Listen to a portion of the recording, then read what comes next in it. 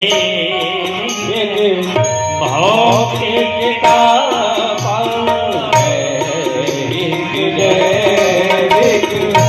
भौतिक का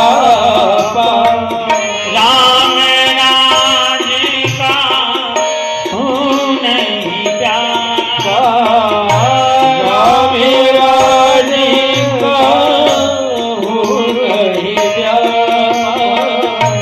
श्री राम जय राम जय जय राम श्री राम जय राम जय जय राम श्री राम जय राम जय जय राम श्री राम जय राम जय। तीन प्रकार के तापों को जो विनष्ट करने वाले हैं, तीन ताप कौन कौन से हैं? तापत्रय विनाशाय, दैहिक, दैविक और भौतिक। दैहिक किसको कहते हैं? जब शरीर की पीड़ा होती है, जब शरीर हमारा साथ नहीं देता, उसको कहते हैं दैहिक। दैविक कौन सा हुआ? जब देवताओं के द्वारा पीड़ित होते हैं, महाराज ग्रह दशा ठीक नहीं चल रही, क्या बताएं, राहु खराब, शनि खराब, जब ग्रह दशा खराब हो, जब देवताओं के द्वारा पीड़ित होते हैं। और एक ताप कौन सा होता है? भौतिक। भौतिक माने जब भूत प्रेतों से हम पीड़ित होते हैं, उसको कहते हैं भौतिक ताप। तो ये जो तीन प्रकार के ताप हैं, ये तीनों ताप कैसे हटते हैं? बोले जो भगवान श्री कृष्ण की शरण में आते हैं, श्री कृष्णाय वयम नुमः, ऐसे भगवान श्री कृष्ण को हम आप सभी लोग वंदन करते हैं। दूसरे श्लोक में श्री सुखदेव भगवान की वंदना होती है। यम प्रव्रजन्त मनुपीत मपीत कृत्यम द्वैपायनो विरह का तरया जुहावा पुत्रेति तन्मयतया सर्वोभिनीदुः तम सर्वभूत हृदय मुनिमानुतोषि। पूज्यपाद श्री सुखदेव भगवान की वंदना होती है। जो सुखदेव भगवान जन्म हुआ, जन्म के साथ तुरंत तपस्या करने के लिए चल पड़े। पुत्र वियोग में वेदव्यास जी पुकारते हैं, हे पुत्र कहाँ जा रहे हो? वृक्षों ने उनकी तरफ से उत्तर दिया। ऐसे पूज्यपाद श्री सुखदेव भगवान की हम आप सभी लोग वंदन करते हैं। अब ये कथा प्रसंग आगे बढ़े। नैमिषारण्य की पावन भूमि है, सूत जी महाराज विराजमान हैं, 88,000 ऋषिगण भी हैं। और 88,000 ऋषिगणों ने प्रश्न किया श्री सौनक महर्षि जी सूत जी से कि प्रभु आप हमें कथा का सार समझाइए। अज्ञान ध्वांत विध्वंस कोटि सूर्य समप्रभ सूताख्याहि कथा सारं मम कर्ण रसायन।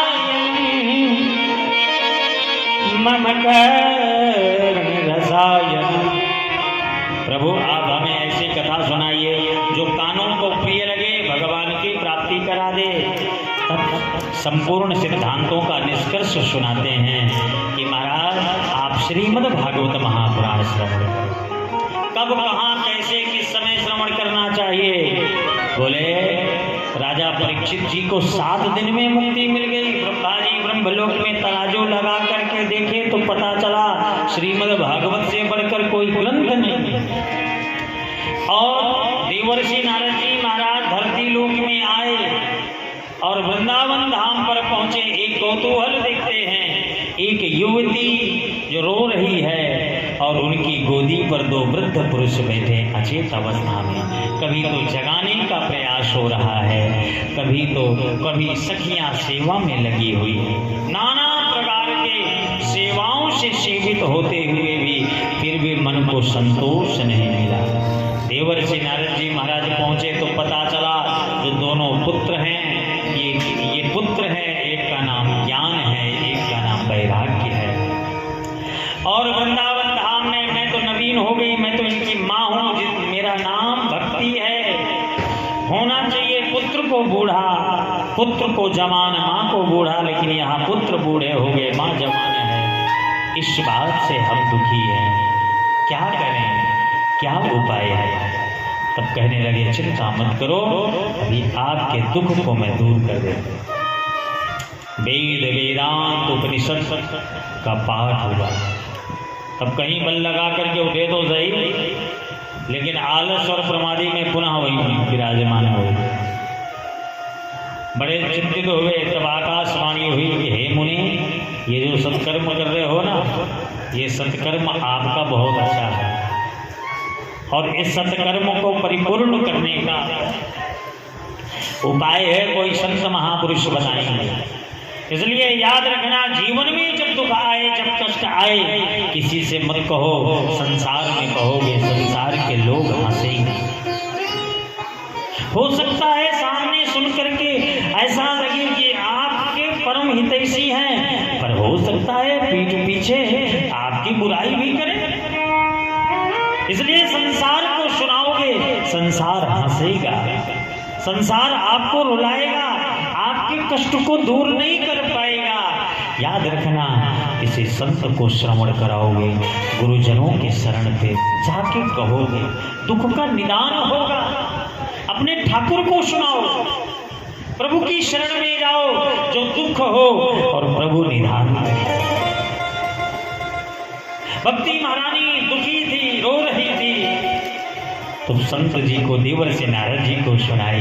कई सालों से पड़ी थी, दुख का अंत नहीं हो रहा था। भक्ति कौन है? भगवान की प्राण प्रिया है। भक्ति दो महीने हैं, एक का नाम है भक्ति, एक का नाम है मुक्ति। जब कोई भक्त भगवान के पास जाता है और कहता है प्रभु मुझे भक्ति चाहिए, तो भक्ति नहीं देते जल्दी, परीक्षा लेते हैं। भक्ति का मार्ग है, परीक्षा का मार्ग है। अगर कोई मुक्ति मांगता है तो मुक्ति तुरंत दे देते हैं, क्योंकि जीव भी मुक्त, ठाकुर जी भी मुक्त। और भक्ति देने का आशय है भक्ति नृत्य चा, भक्ति तो नृत्य करती है। जहाँ जहाँ भक्ति नाचेगी वहाँ वहाँ ठाकुर को भी नाचना पड़ेगा। इसलिए ठाकुर जी कभी भक्ति नहीं देते हैं कि भक्ति रानी तुम धीरे से आना, नैनों में बस जाना, जय बोलो राजा रानी की। जिनकी सेवा में खड़े हनुमान जी, भक्ति रानी धीरे से आना, नैनों में बस जाना, जय बोलो राजा राम की। जिनकी सेवा में खड़े हैं हनुमान जी, जिनकी सेवा में खड़े हैं हनुमान जी। भक्ति रानी तुम धीरे से आना, नैनों में बस जाना, जय बोलो राजा राम की। जिनकी सेवा में खड़े हैं हनुमान जी, ओ जिनकी सेवा में खड़े हैं हनुमान जी।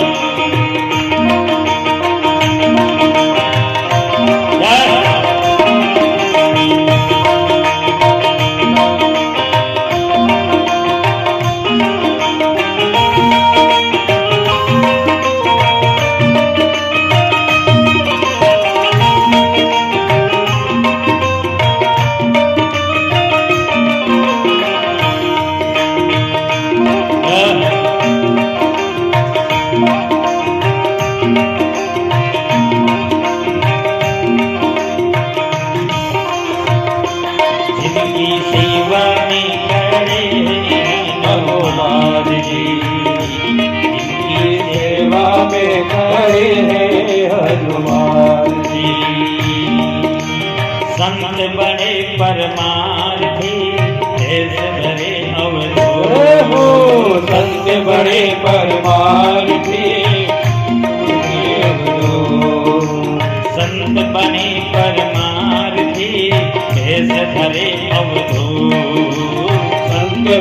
परमार्थी भेष धरे अवधूत। राम नाम का गोला छूटे भाग जाए अवधूत। राम नाम का गोला छूटे भाग जाए अवधूत। तुम धीरे से आना नैनों में बस जाना। जय बोलो राजा राम की जिनकी सेवा में खड़ी है हनुमान जी ओ जिनकी सेवा में खड़े हनुमान जी। जिनकी सेवा में खड़े हनुमान जी। इसलिए जब जीव भक्ति मांगता है तो ठाकुर जी पग पग में परीक्षा लेते हैं, क्योंकि ठाकुर जी को नाचना पसंद नहीं है, नाचते वही हैं जहाँ भक्ति नृत्य करती हैं। भक्ति वही नृत्य करती है जिस जीव का हृदय शुद्ध होता है। इसलिए आज ये भक्ति दुखी हो गई। याद रखना, जब भक्ति दुखी हुई तो किनकी शरण में गई? संत शरण में, देवर्षि नारद जी की शरण पर आई। इसलिए बार बार कहते हैं, जब कभी भी जीवन में दुख आए किसी की शरण में मत जाओ, ठाकुर शरण में चले जाओ, संत शरण में चले जाओ। आपके दुख का अंत हो जाएगा, दुख का निदान हो जाएगा। और यदि आपने संत चरण को अपना लिया ना,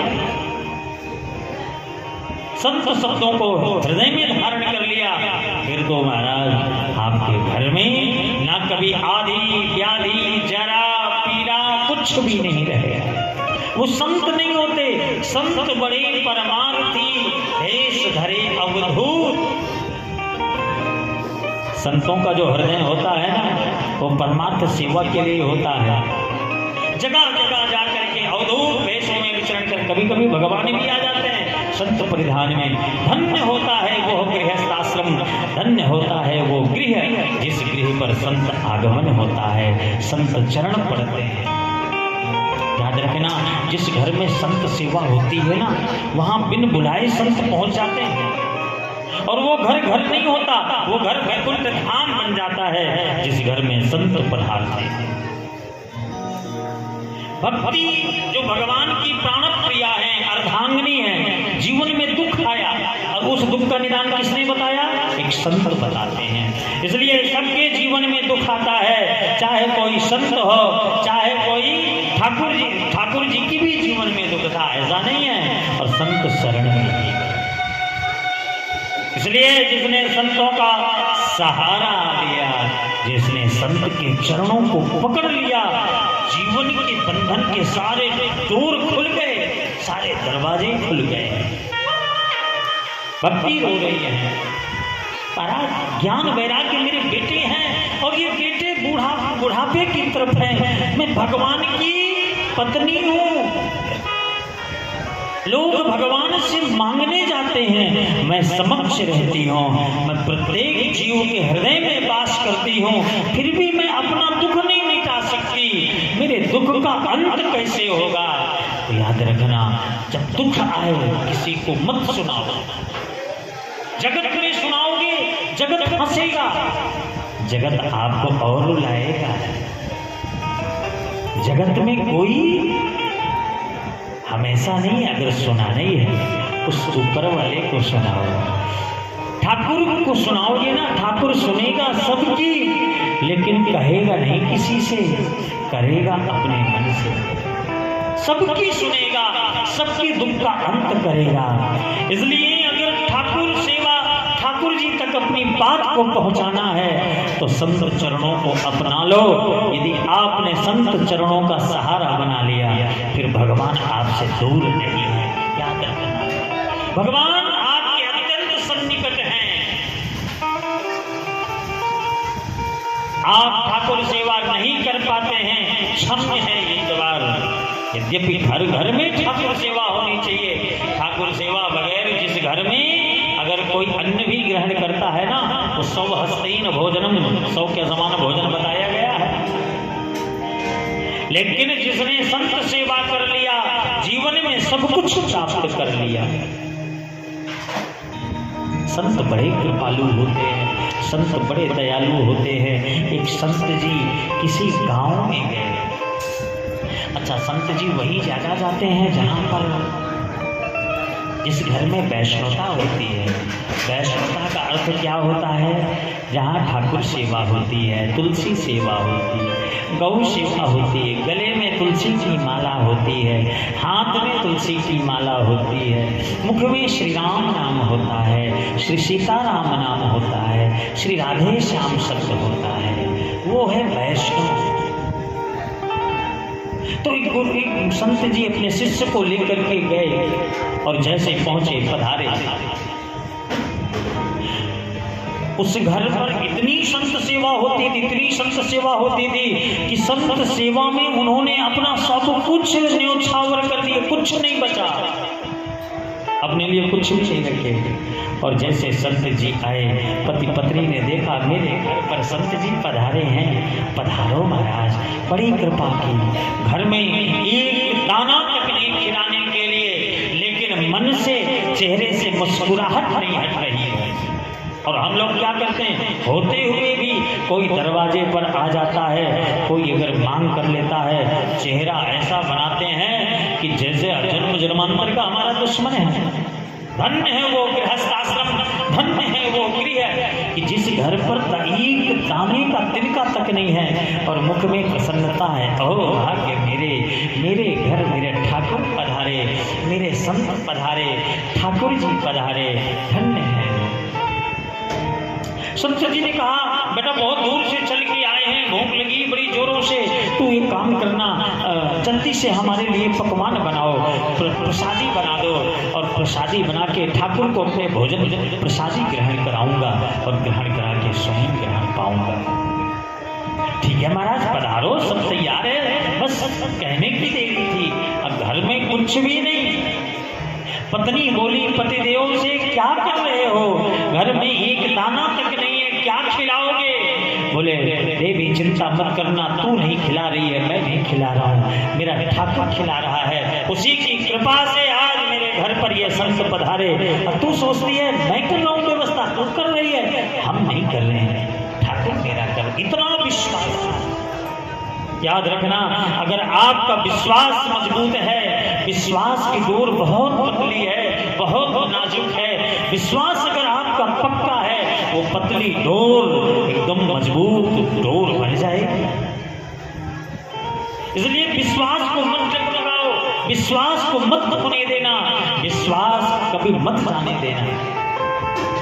पत्नी एक सेठ जी के पास गई, कहने लगी मेरे घर पर संत पधारे हैं, कुछ मुझे उधार कर्ज रूप में दे दो। सेठ जी ने कहा, देवी तेरा इतना कर्जा हो गया, पहले के तू कर्जा नहीं दे पाएगी, अब क्या देगी? मैं तुझे कुछ नहीं दे सकता। हाँ, अगर तेरे पास कुछ गिरवी रखने के लिए हो दे दे, उसके बदले में तुझे दे देता हूँ। पत्नी बोली, प्रभु मेरे पास कुछ भी नहीं है, जो कुछ भी था वो सब कुछ मैंने न्योछावर कर दिया, अब तो कुछ नहीं है। सेठ जी बोले, इतने लंबे लंबे तेरे केस, तेरे बाल हैं, तू कहती है तेरे पास कुछ भी नहीं है? स्त्री कहने लगी, बाल इसका मतलब? बोले हाँ, अगर तुझे गिरवी के रूप में रखना है तो अपने बालों को उतार करके दे दे, और तेरे संत के लिए जो तू मांगेगी वो दे दूंगा। याद रखना, स्त्री का सर्वाधिक प्रिय, ससम्मान प्रिय वस्तु अगर कोई है वो केस है। केस को कभी नहीं उतारने देते। अब आजकल की तो खैर बात अलग है कि कटिंग वटिंग सब होती है, नहीं तो पहले कैंची छुरा भी चलाना दोस्त। और आजकल तो जमाना लड़की लड़का बन गए, लड़के लड़कियां बन गए, है ना। लड़कों के कपड़े लड़कियां, लड़कियों के कपड़े जय जय श्री राम। बहुत होता है इस महिला, इस माता श्री को कष्ट हुआ, दुख हुआ, परेशान हुए।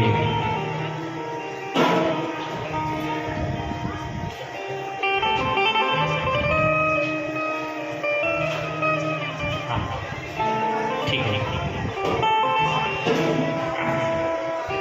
आज पहला दिन था ना, तो समय का आगे पीछे हो ही जाता है। और कल से 3 से 6 का कथा का समय, 3:15 से 6:30। कल से समय का पूरा ध्यान रखेंगे, हम भी रखेंगे, आप लोग भी रखिएगा, क्योंकि समय की कीमत अगर हम करेंगे ना तो समय हमारा कीमत करेगा, है ना। समय बड़ा बलवान है, तो समय का विशेष ध्यान रखेंगे। अच्छा, हम भी अधीनस्थ हैं, दूर से आएंगे, 2-4 वैसे तो पहले प्रयास करेंगे समय पर ही आए, है ना। तो 3:15 से 6:15। तो मैं निवेदन कर रहा था, वो स्त्री सेठ जी के पास गई और जाकर मजबूर थी, भले ही मेरे केस चले जाएं, मुझे गम नहीं, मुझे दुख नहीं, पर अपने दरवाजे से मैं संत को भूखा नहीं जाने दूंगा। इसलिए तुरंत अपने सारे केसों को उतार दिए और उतारने के बाद चावल, चीनी, दूध लेकर के आई। तस्मई बनाती, खीर बनाती है। पतिदेव को नहीं मालूम, बच्चों को नहीं मालूम, संत जी को नहीं मालूम, और सिर पे क्या करती हैं, जैसे स्नान के बाद हमारी माताएं बहनें सिर पर कपड़ा लपेटती है ना, इसी प्रकार कई कपड़े लपेट करके आगे की तरफ कपड़ों का जूड़ा बना लेती, फिर ऊपर से पल्लो, ताकि ऐसा ना लगे, किसी को ये ना पता चल पाए कि इनके केश हैं या नहीं। ये स्थिति, खीर तैयार होती है, भोग लगा, खीर बनी, और जैसे प्रसाद तैयार होता है, प्रसाद तैयार होने के बाद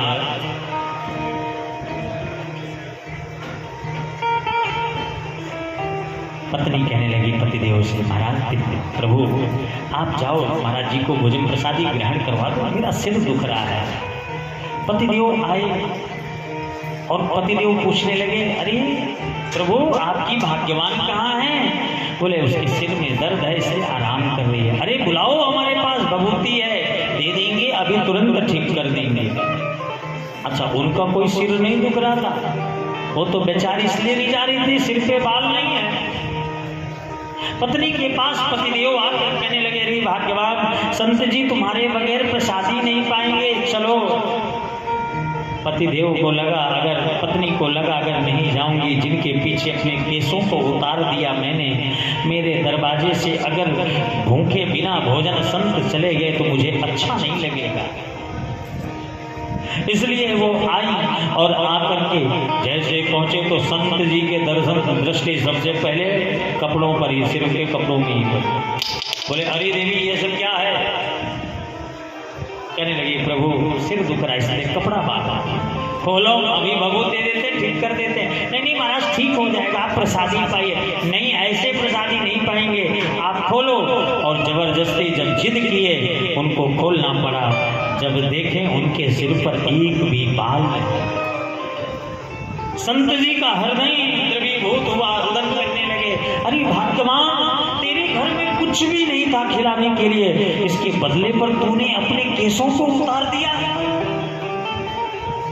बहुत पश्चाताप हुआ, देवी तेरे केस तो समय पर ही आएंगे, क्योंकि लेकिन इतना आशीर्वाद जरूर दे करके जाऊंगा कि आज के बाद तेरे घर से कोई संत ब्राह्मण कभी भूखा नहीं लौटेगा। ये तुझे आशीर्वाद जरूर दे करके मैं जाऊंगा। ये संत जी ने आशीर्वाद दिया, देकर जाने लगे, और जैसे ही गए तब तक में देखे संत जी का जाना हुआ, और उस स्त्री के केस जितने बड़े थे उसके 2 गुना ज्यादा लंबे तुरंत उपस्थित हो गए। ये भगवत कृपा से हुआ। इसलिए जिसने संत को अपना लिया, जिसने ठाकुर को अपना लिया ना, संत मिल गए तो भगवान अपने आप मिल गए। विचार करो, भक्ति भगवान की पत्नी है, वो दुखी हुई, संत रास्ता बताते हैं, और जब संत रास्ता बताए तब श्रीमद् भागवत का उल्लेख हो, पारायण हुआ, पाठ हुआ। श्रीमद् भागवत महापुराण श्रवण करने से जो ज्ञान और वैराग्य का बुढ़ापा छूट गया। याद रखना, आप श्रीमद् भागवत कथा श्रवण करोगे, आपके शरीर में कभी बुढ़ापा आएगा ही नहीं। बुढ़ापा किसको कहते हैं? शरीर का बूढ़ा होना बुढ़ापा नहीं है। लोग मन से बूढ़े बहुत जल्दी हो जाते हैं। थोड़ा सा दुखी हुए, हार गए, अरे राम अब तो मैं हार गया, थक गया, कहीं बाहर से कुछ सुनने को मिल गया, अब तो महाराज मैं किसी को मुंह दिखाने लायक नहीं बचा, मेरा व्यापार इतना अच्छा था, व्यापार मेरा चौपट हो गया, क्या मैं लोगों से नजरें मिलाऊं? लोग मन से बूढ़े हो जाते हैं। इसलिए बूढ़े नहीं होना है तो श्रीमद् भागवत महापुराण की शरण में आओ, बुढ़ापा दूर करती है श्रीमद् भागवत। पुत्र नहीं है, पुत्र प्रदान करती है। आत्मदेव की पावन गाथा आती है, जो आत्मदेव महाराज जिनकी पत्नी है धुंधली, धुंधली कभी नहीं चाहती थी, पति देव चाहते थे। इतना बड़ा दुर्भाग्य था, जिस वृक्ष को लगाते थे ना वो वृक्ष भी सूख जाता था, वो वृक्ष भी नहीं लगता था।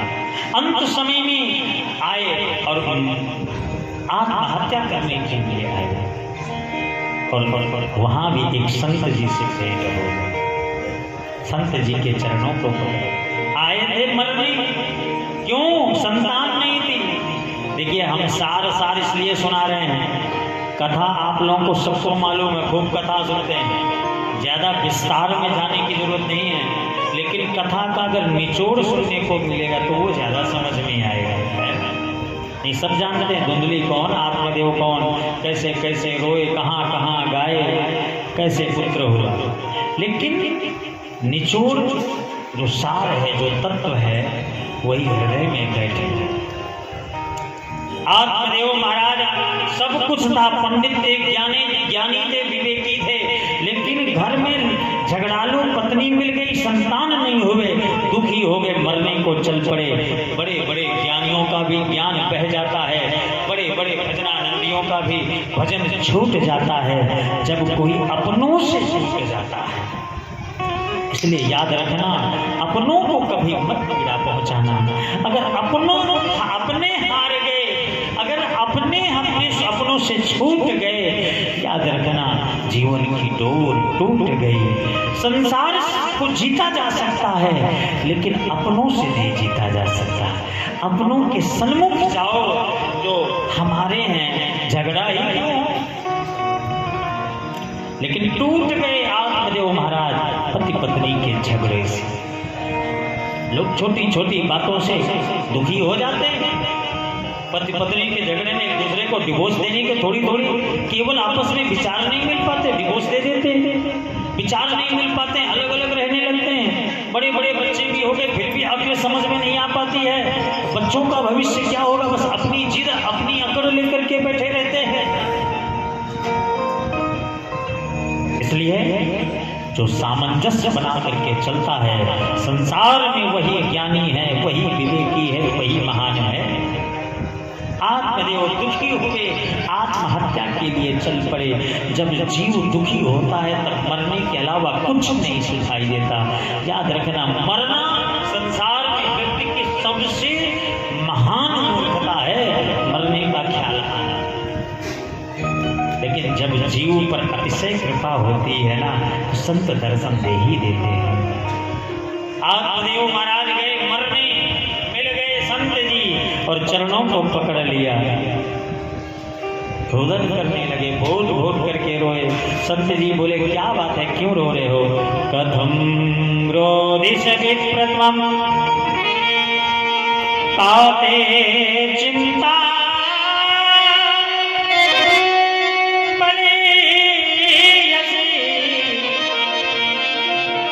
बदत्वं सत्वरं मह्यं स्वस्य दुःखस्य कारण। अरे बेटा किस बात का दुख है? स्वस्य दुःखस्य कारण, अपने दुख का कारण बताओ ना, दुखी क्यों हो, क्यों रो रहे हो? सरकार कुछ नहीं किया, मरने जा रहे। क्यों? पत्नी है वो झगड़ा करती, बेटा भी नहीं है, बेटा नहीं है, क्या करूँ, मर जाऊंगा। अच्छा, और कहने लगे बेटा तो मरने की बात करता है, पुत्र के लिए कह रहा है, एक जन्म क्या है। श्रवणो विप्रमया तेद्या प्रारब्धं तु विलोकितो मया सप्त जन्मावधितमा पुत्र नैव वचनैव एक जन्म की बात करता है, 7 जन्म तक तेरे घर में पुत्र का सुख नहीं है, तेरे घर में पुत्र नहीं होगा। इतना सुनते ही और रोने लगा, हे भगवान, पत्नी मिली झगड़ालू, 7 जन्मों तक पुत्र का सुख नहीं, अब तो मैं जरूर मृत्यु की शरण में जाऊंगा। सिर फोड़ने लगे, पटकने लगे, तोड़ने लगे। संत जी को दया आ गई। संत जी ने कहा, बेटा तेरे भाग्य में तो नहीं है, ले मैं तुझे एक फल देता हूं, जा पत्नी को खिला देना, तेरे घर में संतान हो जाएगी। ये संत ही कर सकता है, कोई भक्त ही कर सकता है, जो भगवंत की लेखनी को बदल सकता है। ठाकुर जी ने अगर लेखनी पर लिख दिया, एक बार कह दिया ना, तो दोबारा स्वयं चाहे उसकी लेखनी को बदल दें तो बदल नहीं सकते। लेकिन भक्त चाहे तो लेखनी को बदल सकते। फल लेकर के आए और फल को पत्नी को खिलाए नहीं, हाथ में दिए, पत्नी पड़ोसन को बताई, बहन को बताई, सबसे बताई, तब तक में उस फल को गौ माता को खिला दिया गया। उनके घर में जो बालक हुआ एक, और उनकी बहन अपने पुत्र को लेकर आई, धुंधली की गोद में भर के चली गई। सुबह जाहिर कर दिए, पुत्र मुझे उत्पन्न हुआ है, झूठ बोलती है। पुत्रोत्पत्ति का समाचार सुनकर आत्मदेव महाराज को शंका हुई, लेकिन पत्नी ने समझा दिया, चिंता मत करो, हमारे ही बेटा है। और इस प्रकार से 3 महीने के बाद जो गौ माता के पेट में पल गया संत का प्रसाद, वो भी एक सर्वांग सुंदर बालक को जन्म देते हैं। कान गाय के समान, शरीर मनुष्य के समान, इसलिए उस बालक का नाम रखा गया गोकर्ण। बोलिए गोकर्ण महाराज की जय हो। गोकर्ण महाराज ज्ञानी हुए। गोकर्ण पंडितो ज्ञानी धुंधकारी महाखला। गोकर्ण महाराज पंडित, ज्ञानी, विवेकी और धुंधकारी महाखल दुष्ट निकला। स्वभाव में अंतर। धुंधकारी की शिकायतें आ रही हैं, पिताजी घर छोड़ दिए, माताजी प्राणांत कर दिए, भाई तीर्थाटन पर चला गया। धुंधकारी 5-5 गणिकाओं को लेके आया, गणिकाओं ने मार दिया, धुंधकारी का वध हो गया। घर के अंदर ही गाड़ दिए, मरकर भयंकर प्रेत हुआ। गोकर्ण महाराज को पता चला, गया जी में श्राद्ध तर्पण करवा करके आए, और जैसे आए प्रेत बन करके धुंधकारी डरवाने लगा। गोकर्ण महाराज पूछे, कौन हो, क्यों डरवा रहे हो? बोले तुम्हारा भाई हूँ। प्रेत कैसे बन गए? बोले नहीं मालूम, पाप जीवन में मैंने बहुत। बोले तो करना कुछ नहीं है। तब सूर्यनारायण भगवान से पूछते, उनके निमित्त श्रीमद् भागवत महापुराण का आयोजन होता है। 7 गांठ वाला बांस था, उसमें छिप करके बैठ गया। धुंधकारी प्रतिदिन कथा संपन्न होती गई, एक गांठ पड़ता गया। 7वें दिन राजा परीक्षित जी महाराज की जब मोक्ष की कथा श्रवण कराई गई, दिव्य पुरुष बाहर निकल के आए और भगवान का गुणगान करते हुए प्रभु को धाम हो गए। अगले महीने पुनः कथा का आयोजन होता है। गोकर्ण महाराज को लेने के लिए ठाकुर जी स्वयं आते हैं। इस प्रकार से गोकर्णोपाख्यान जो भाव से श्रवण करते हैं, उनके पितृ लोग प्रसन्न हो जाते हैं, पितरों की कृपा मिलती है, पितृ गदगद होते हैं, आशीर्वाद देते हैं। ये पावन श्रीमद् भागवत महापुराण का महात्मा हम आप सभी लोगों ने श्रवण किया। कल से पुनः ठीक हम सभी लोग 3:15 बजे उपस्थित होकर के 6:15 बजे तक कथा का आनंद लेंगे, और उसके बाद अपने अपने कार्यशैलियों में हम आप सभी लोग कृत्य होंगे। तो आइए हरिनाम संकीर्तन और उसके बाद भजन श्रवण करते हुए फिर आरती और प्रसाद के बाद भी प्रस्थान करेंगे। बोलिए भक्तवत्सल भगवान की जय।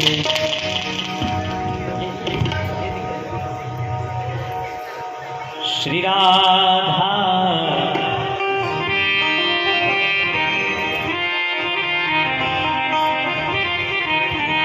श्री राधा राधा कृष्ण राधा राधा रे राधा राधा श्री राधा राधा कृष्ण राधा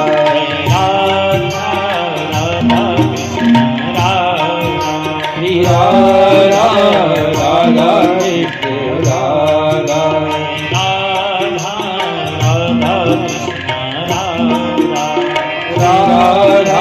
राधा कृष्ण राधा राधा कृष्ण राधा राधा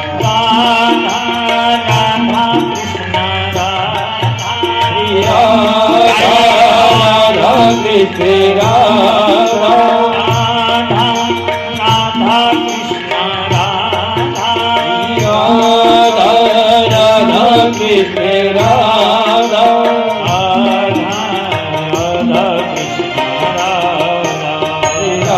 राधा राधा कृष्ण राधा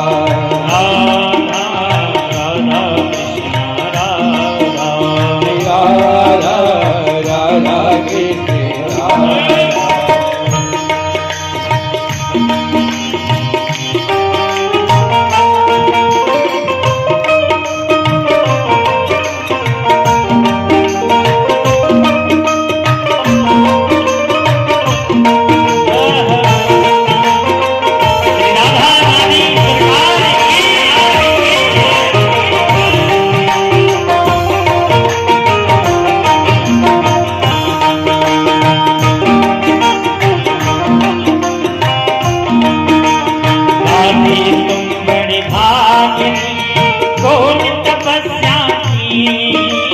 राधे तुम बड़े भागिनी कौन तपस्या की राधे तुम बड़ी भागिनी कौन तपस्या की श्री राधे तुम बड़ी भागिनी कौन तपस्या की तीन लोक तरन सोते ओ तीन लोक तरन सोते रे आधी तीन लोक तरन सोते ओ तीन लोक तरन सोते रे आधी राधा राधा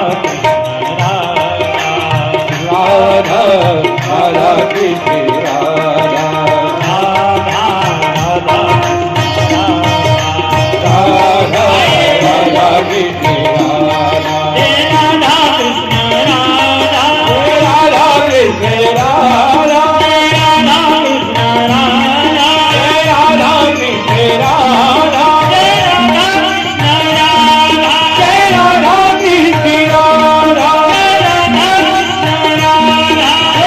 राधा कृष्ण राधा राधा कृष्ण राधा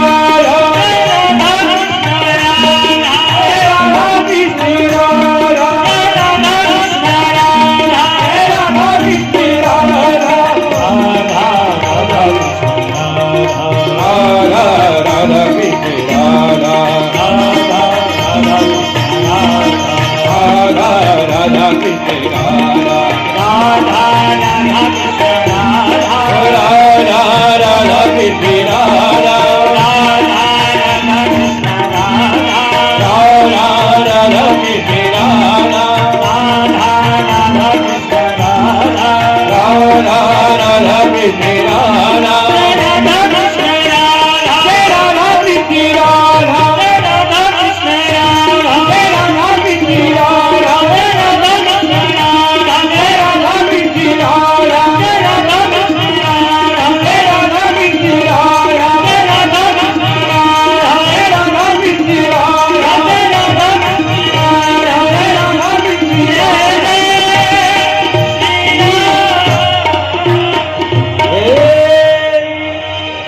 बोले श्री राधा रानी सरकार की।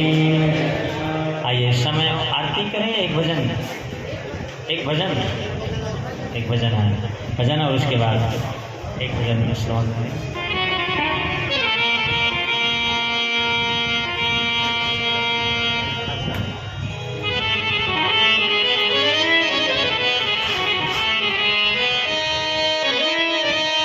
आइए एक नहीं कह रहे हैं, दो भजन होना चाहिए। जय हो ब्रजराज की बांसुरी की ब्रजमोहनी की बनवारी की नटनागरनी बिहारी की जय सुख सागर रस बिहारी की जय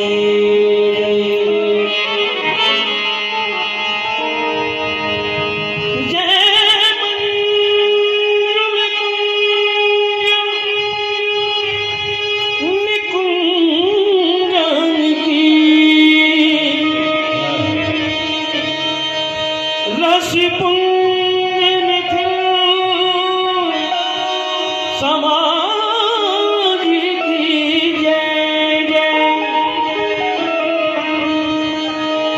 यमुना तट की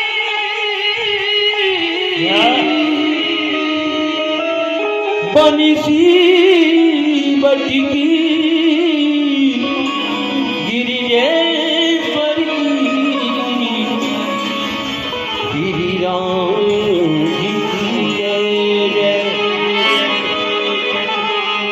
ब्रजी गोपिन गोपी कुमारन गीत पिनेश्वर की सुख साखा की जय जय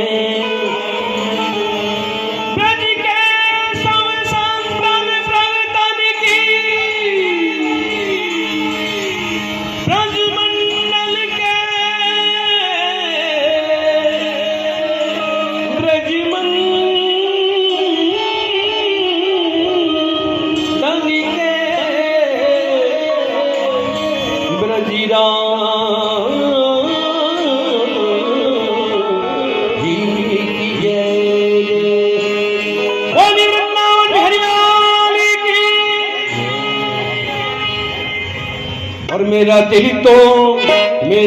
तो दीवाना हो गया मुरली वाले तेरा मेरा दिल तो दीवाना हो गया मुरली वाले और मेरा दिल तो दीवाना हो गया मुरली वाले तेरा मेरा दिल तो दीवाना हो गया मुरली वाले तेरा मुरली वाले तेरा मुरली वाले तेरा कमली वाले तेरा कमली वाले तेरा और मेरा दिल तो दीवाना हो गया मुरली वाले तेरा रे मेरा दिल तो दीवाना हो गया मुरली वाले तेरा। देखो सभी लोग खड़े हो जाएं, भाव से नृत्य करते हुए मस्ती में झूमते हुए भजन का आनंद लेंगे। नृत्य करना है सभी लोगों को।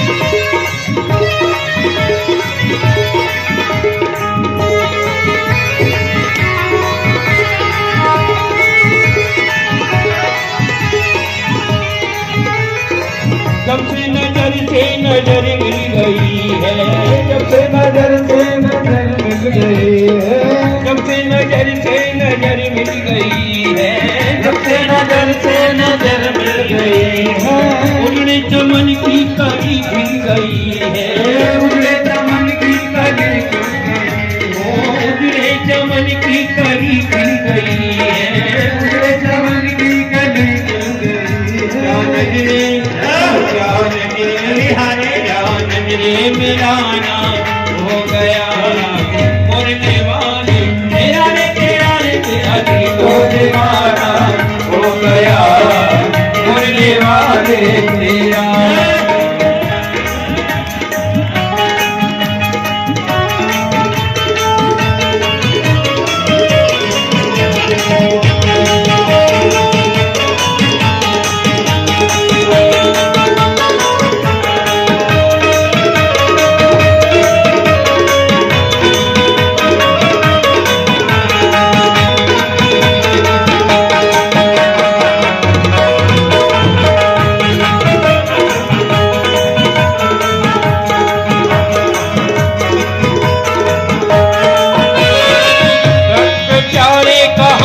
गए हो प्राणों के प्यारे कहाँ झुक गए हो, नैनों के तारे कहाँ झुक गए हो, नैनों के तारे कहाँ झुक गए हो, प्राणों के प्यारे कहाँ झुक गए हो, प्राणों के प्यारे कहाँ झुक गए हो, नैनों के तारे कहाँ झुक गए हो, नैनों के तारे कहाँ झुक गए हो। क्या दिल में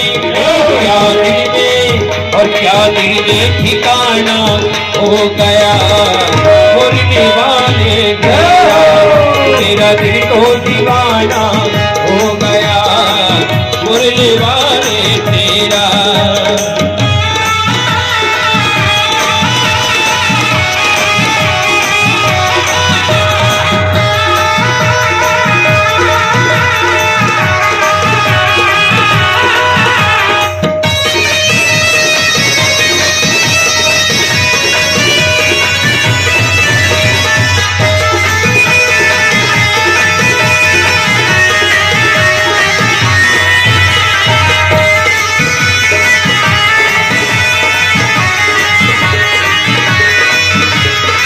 दीवानगी ने क्या क्या सिखाया, दीवानगी ने क्या क्या सिखाया, वो दीवानगी ने क्या क्या दिखाया, दीवानगी ने क्या क्या सिखाया, दुनिया छुड़ा के तुमसे मिलाया, दुनिया छुड़ा के तुमसे मिलाया, वो दुनिया छुड़ा के तुमसे मिलाया, दुनिया छुड़ा के तुमसे मिलाया। ये मेरे कन्हैया दीवाना दीवाना और दीवाना जमाना हो गया मुरली वाले तेरा रे तेरा रे तेरा दिल तो दीवाना हो गया मुरली वाले तेरा, ओ मुरली वाले तेरा, मुरली वाले तेरा, ओ कमली वाले तेरा, मुरली वाले तेरा। तेरा दिल तो तेरा दिल तो तेरा दिल तो दीवाना हो गया मुरली वाले तेरा रे तेरा रे तेरा दिल तो दीवाना हो गया मुरली वाले।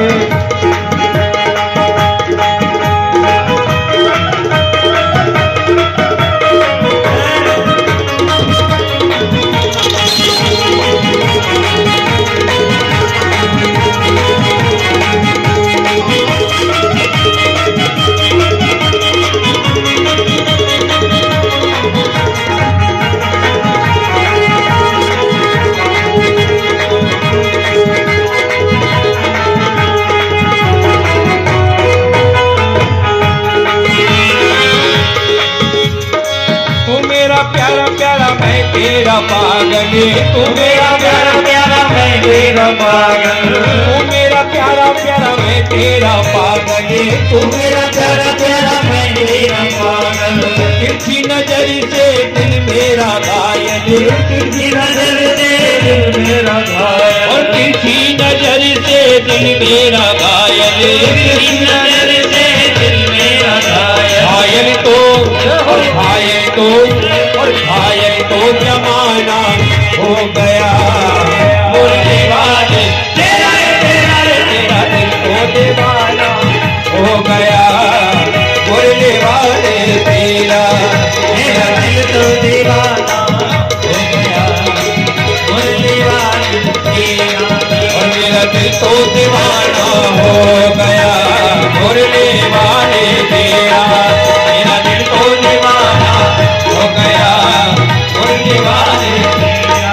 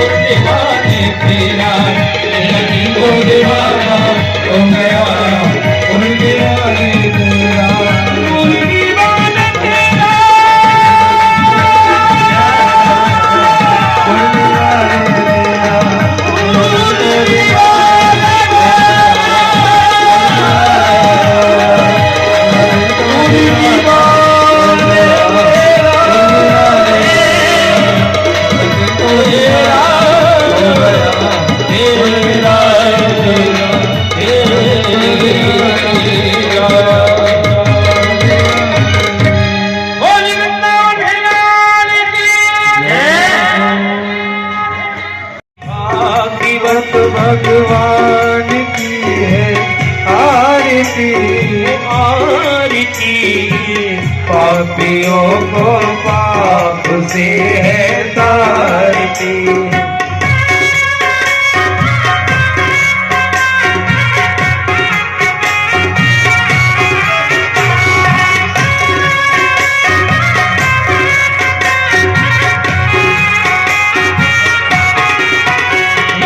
अमरी ग्रंथ ये मुक्ति पंथी ये पंचम वेद निराला नव ज्योति जगाने वाला। ये अमर ग्रंथ ये मुक्ति पंथ ये पंचम वेद निराला नव ज्योति जगाने वाला। हरि नाम यही हरि ध्यान यही हरि नाम यही है हरि ध्यान यही जग के मंगल की आरती। पापियों को पाप से है तारती। भागवत भगवान की है आरती ओ आरती।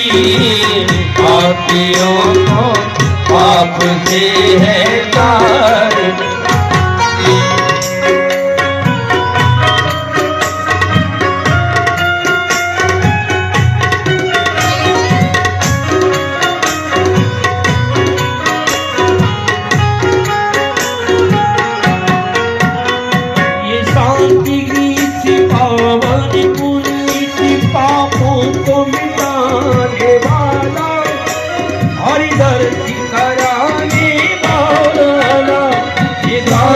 गीत पावन पुनीत पापों को मिटाने वाला हरि दर्श कराने वाला।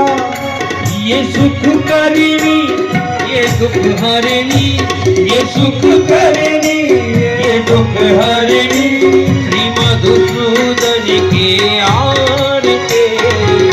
पापियों को पाप से है तारती। भागवत भगवान की है आरती। पापियों को पाप से है तारती।